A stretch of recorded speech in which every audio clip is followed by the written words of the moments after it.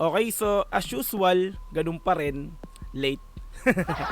Pero syempre, dahil sa bias natin yan si Idol Pablo, ay hindi natin palalampasin to kahit late na tayong magbibigay ng reaction video nga po. No? Okay, so Pablo performs The Boy Who Cried Wolf live on Wish 107.5 bus. So mga madam sir, syempre, andito naman po tayo sa isa sa awitin ng ating bias sa si Pablo na talaga namang makabagbag damdaming awitin. 'Di ba? Yung emosyonal, talagang mararamdaman mo rito kay Pablo kasi nga Pablo is talaga namang alam natin 'yan pagka talagang nag-perform, nag-live, kumanta. Talaga nang hinahaluan talaga ng facial expression, emotion, 'di ba? Andun na kumbaga parang yun na yung pinakang pag sinabing emotional na pagkanta, matik Pablo 'yan. Ganun. So yun no.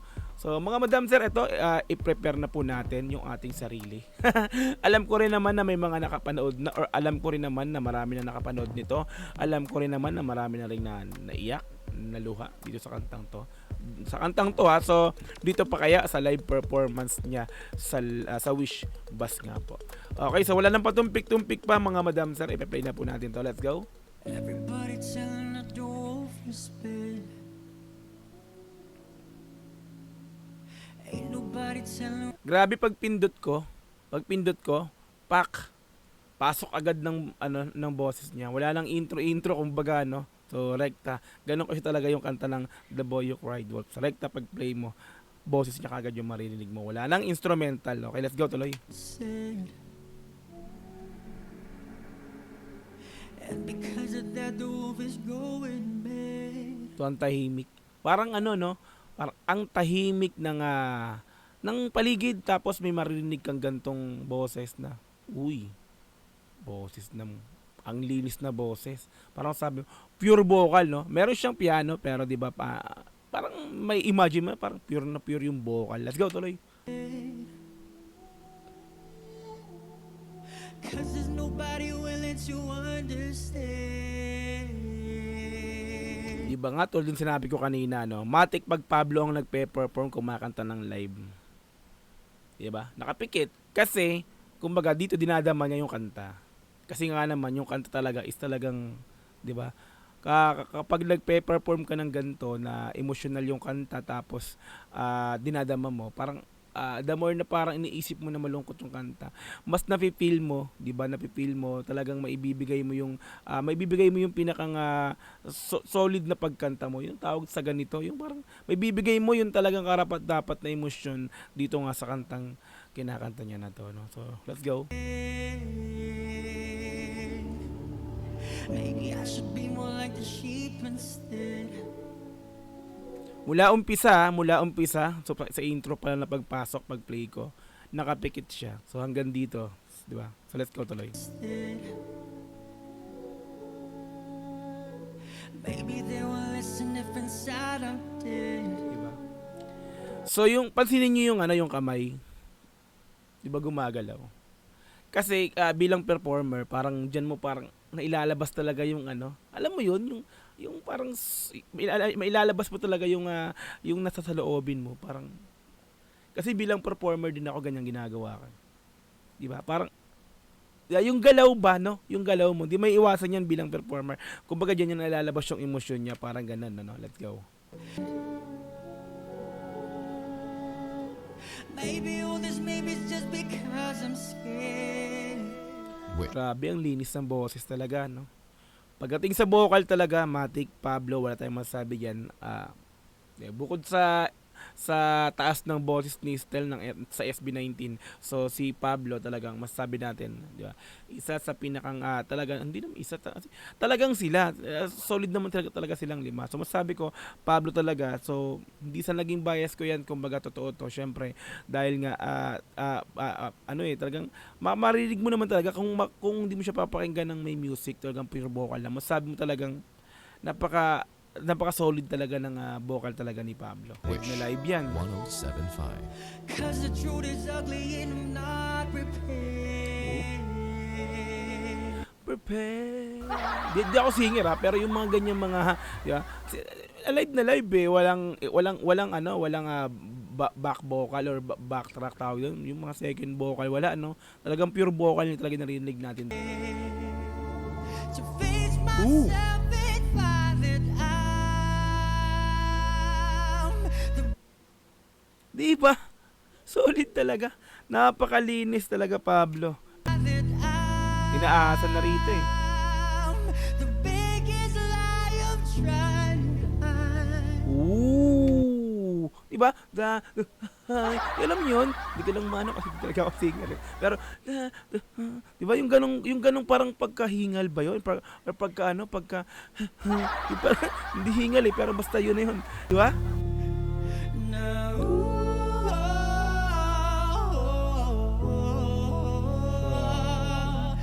Sobrang linis. So dito may papansin na tayo na parang meron siyang semi-second voice. So normal 'yan, pero 'di ba, yung vocal niya talagang nangingibabaw, 'di ba? Let's go.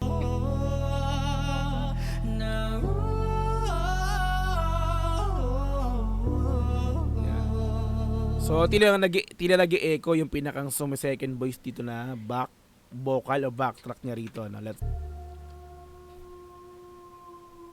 This is getting out of hand. na. Ang aking mga paa na may nanginginig. So dito na simula pagpasok ng beat, dumilat na si Pablo.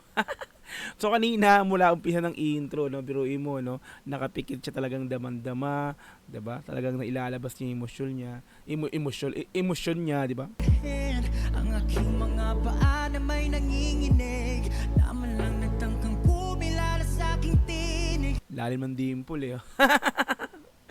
Dimple is life, matik. Let's go. Kang kumilala sa aking tinig. Halos mapatulan na nga ako ng litid. Kahit pilit.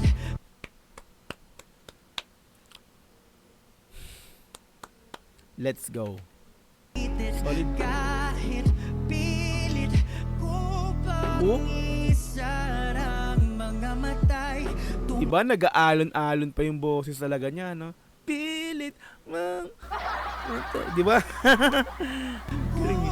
Oh, no? Maalon. Mga matay, tumatagas pa rin. Isarang mga matay kasi, diba?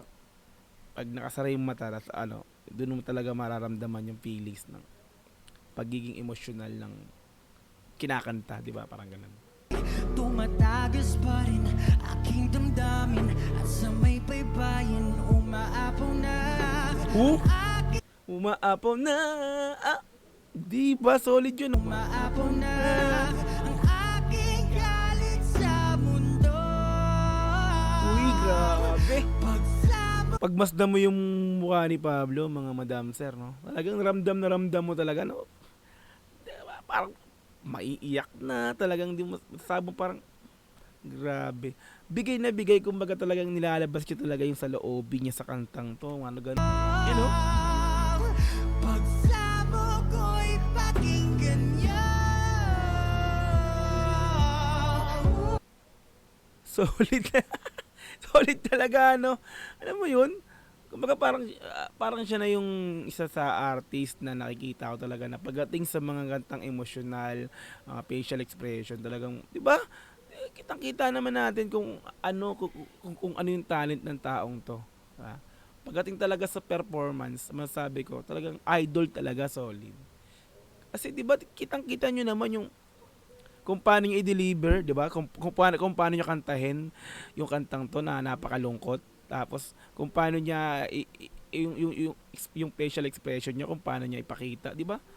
Kaya masasabi kong perfect talaga, Pablo.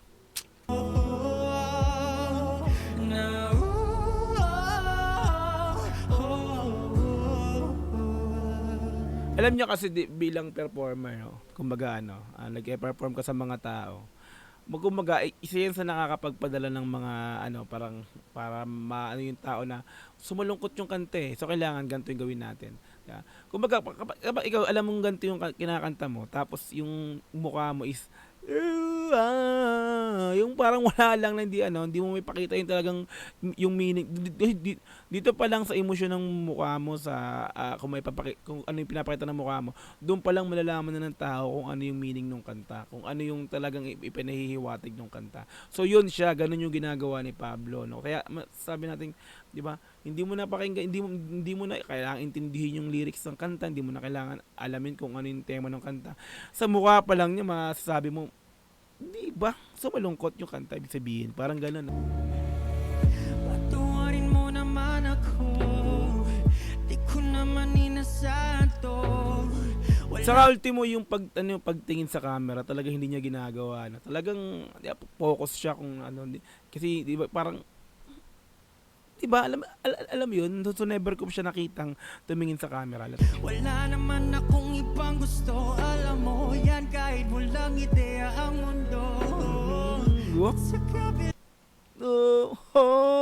Yun yung mga mo gusto yan, ko. kahit walang ideya ang mundo. At sa kabila ng mga pangyayari, At sa kabila, may palseto yun ha, 'di ba?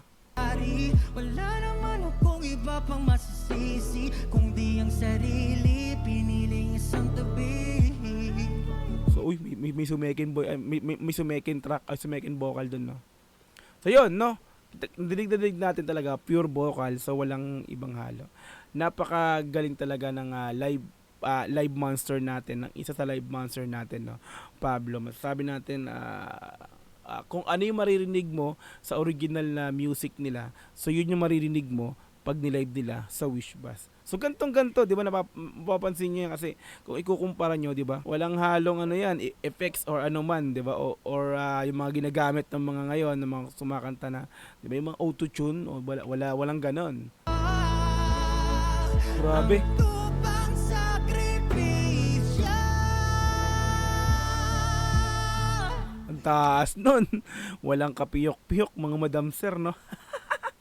Diretso. Grabe, ang galing. Sabi ko naman sa'yo, di lang ikaw ang talo. Grabe. Di ba nga Alam mo yung vocal niya talagang, sabi ko naman sa'yo, parang, alam mo, paiyak na di ba? Solid. dalawa na tayo. Dalawa na tayo. Huwag mong suluhin ang mundo. Yan yung pinakang yung pikit mata ni Pablo. Yan yung talagang parang 'di ba? Pansin niyo talaga yung mula umpisa, yung mata niya. Ng mundo. Lagi lang akong nandito. Di ba nga dalawa na tayo. Di ba pansin niyo? Di ba minsan alam niya kung saan kung nakatutok sa kanya yung camera, pero di siya tumitingin talagang, di ba? Kasi nga parang basta Dalawa na tayo. Dalawa na tayo.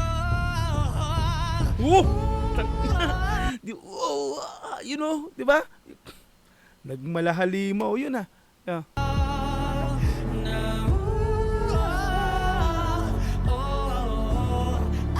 Uy! Grabe, talagang sinolid mo dito, Pablo, no? Baga, binigay niya talaga kung ano talaga yung nilalaman ng kanta. Masasabi natin perfect talaga. Wala tayong narinig na, kumbaga, masasabi natin hindi porke bias natin si Pablo is di ba? Masasabi natin talagang solid na solid talaga, no? Solid yung kanta, solid yung kumanta, solid yung pagkakakanta. Grabe.